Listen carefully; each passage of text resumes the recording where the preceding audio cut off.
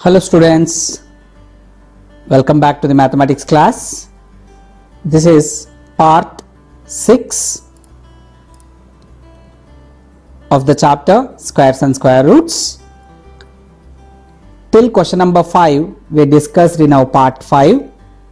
So we will continue the discussion of 6 onwards from the exercise 6.1. So students, I gave you previous session try this, we solved, and question number 4 of the exercise 6.1 I discussed with you.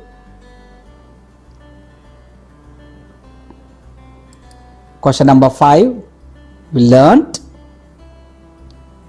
Now we'll come to the question number 6. Here question number 6 also has got some interesting patterns. Using some interesting pattern given below, you need to find the blanks. So students, here 1 square plus 2 square plus 2 square equals to 3 square. You know 1 square is 1, 2 square is 4 and 2 square is 4 gives 9. So sum of 1, 4, 4 is certainly 9. Next, in second one, 2 square is 4, 3 square is 9, 6 square is 36. So their sum gives 49, which is 7 square. Now try to observe similarly these patterns. Can you make some sense to find these blanks? Is there any relation between the first number? These are the first numbers.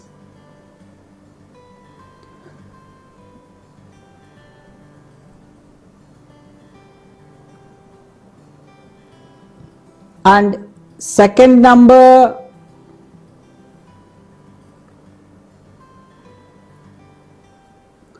and whereas here third number.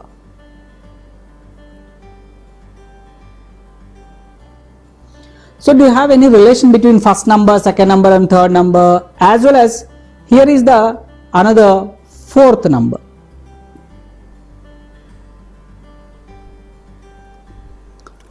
So try to observe students.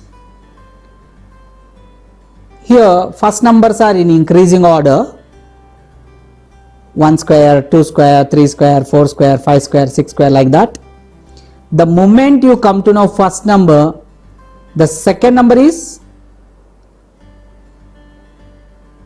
so 6 square if I have, next second number will be 7 square. That means successor of 6 is squared. Successor of 6 is squared. So second number is, so square of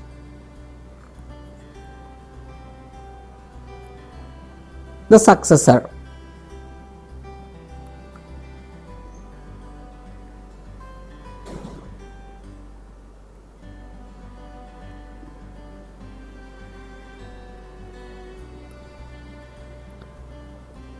So square of the successor of first number.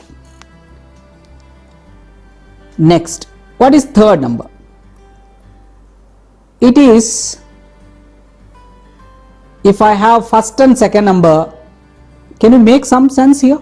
Third number, in the first case is 2, second case is 2 square plus 3 square and 6 square added again. 3 square plus 4 square is 12 square. 3 4s are 12. So it's actually product of first number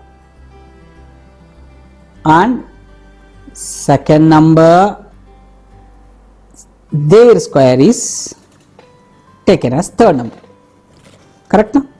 Product of first number, here first number is square second number is squared, so third number is squared. In the third number, if you want to find out, you have to find out product. So this is the logic. Now what is fourth number? Fourth number is the moment you know third number's successor is squared here. Now this is the in toto. We make logic out of this pattern. Now using this knowledge, we can write the fill in the blanks. Okay, you can note down by passing this screen.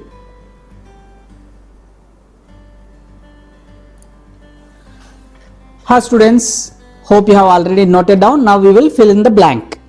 Here 4 square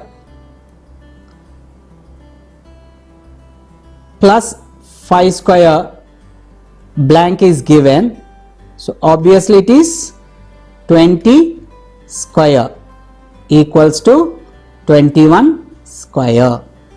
This is the first one.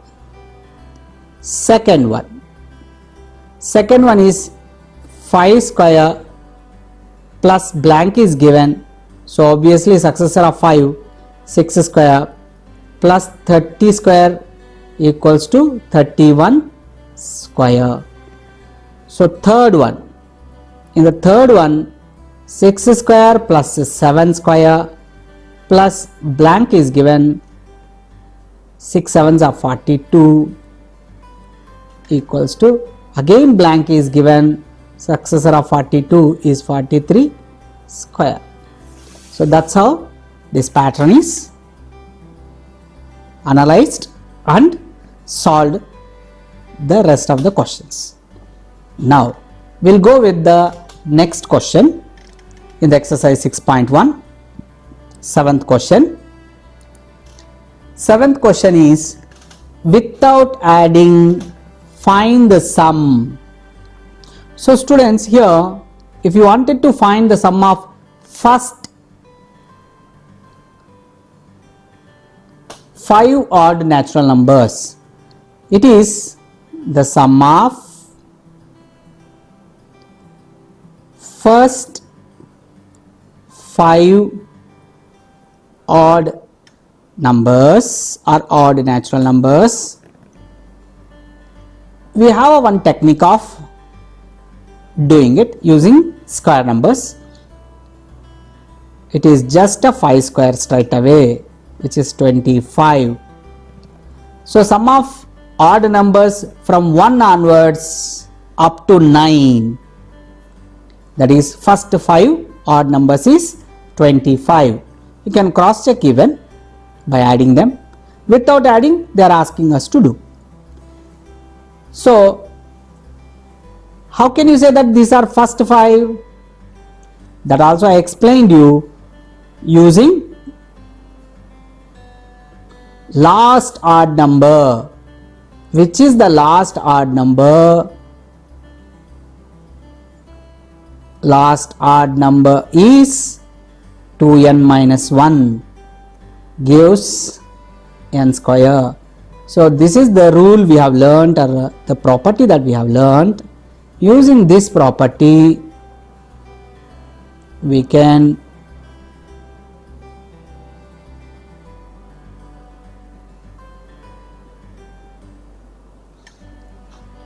so now watch which is the last number, and 2n minus 1 is equal to that number. So 19 is the last odd number in the second one, which means now we can find the value of n. So 2n equals to minus 1 when it is transposed this side. It becomes 19 plus 1. So therefore 2n equals to 20. Therefore n equals to 10. Why? Because here 2 is multiplying. If it comes this side, it divides 20. So 20 by 2 is 10. Now if I know this, straight away I can say that it is square of 10. therefore it is 100 without adding. So the third question, using this knowledge you need to do in your exercise book. While solving, you have to do with the knowledge what I explained you. So we'll continue with the next question. The next question is question number 8. Express 49 as the sum of 7 odd numbers. When we are asked to write 49 as the sum of 7 odd numbers, it must be from the 1 onwards. So sum of odd numbers from 1 onwards, that is 1 plus 3 plus 5 plus 7 plus 9 and plus 11 plus 13. So sum of first 7 odd numbers gives us 49, which is this 7 square. Similarly, the second one is express 121 as the sum of 11 odd numbers. That means 121 should be written as 11 square. It means it must be written as the sum of first 11 odd numbers. So when we are writing sum of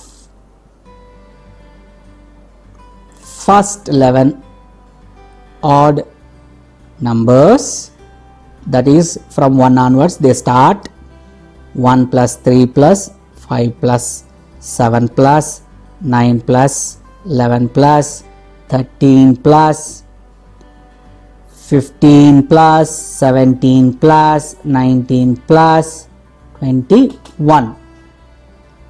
So last odd number must be 21. 2 n minus 1, which is where here 2 of 11 minus 1, which gives us 22 minus 1. So we have to write up to sum of first odd numbers 1 onwards up to 21. You have to add.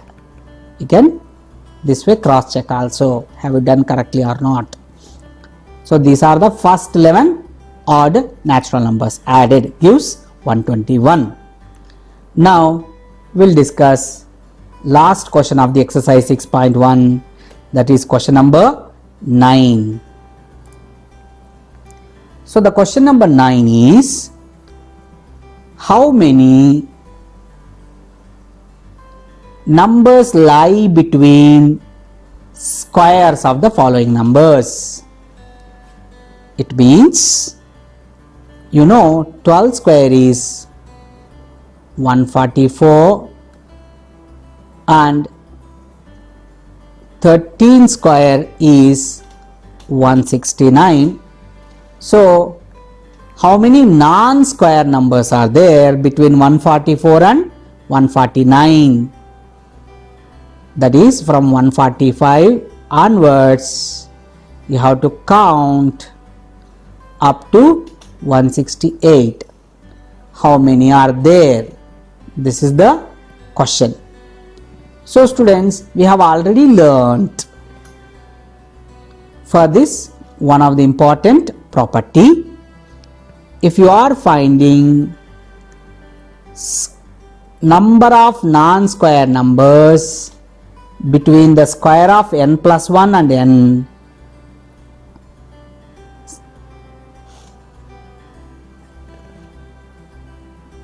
it will be 2n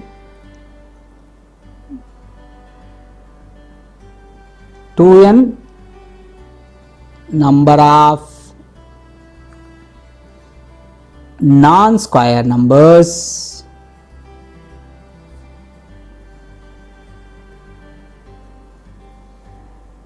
are there between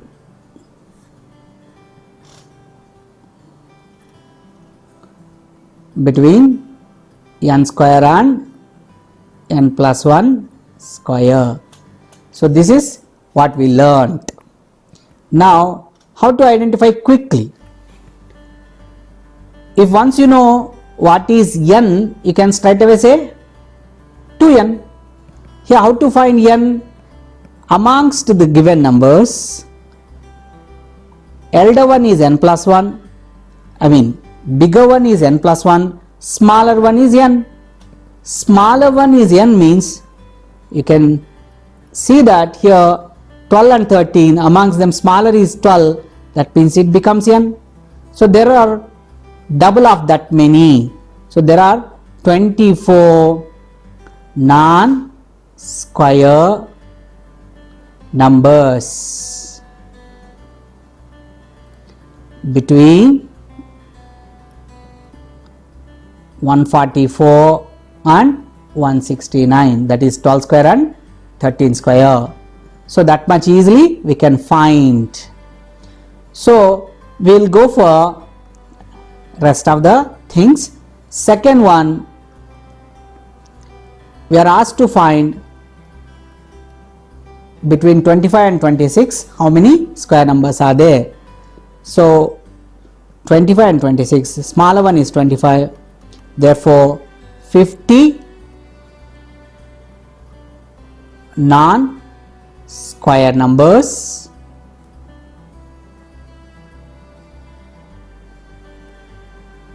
are there between 25 square and 26 square. How can you say that? You have already seen reason. So 25 square is 625 and 26 square, you know what is 26 square? It is 676. So between them there are 50 numbers. So 626 onwards up to 675, they are 15 number.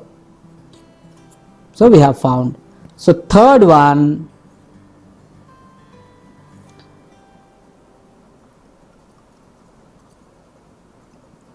between 99 square and 100 square, there are double of 99, so 198. There are 198 non-square numbers. So we can quickly say this. So students, now we have solved complete exercise 6.1, and based on the patterns and some properties of square numbers, this exercise 6.1 which we could solve. We will see overview of the learning what we did, then we will wind up this session. In our next session we will be continuing with the methods of finding square numbers. So we have overall learnt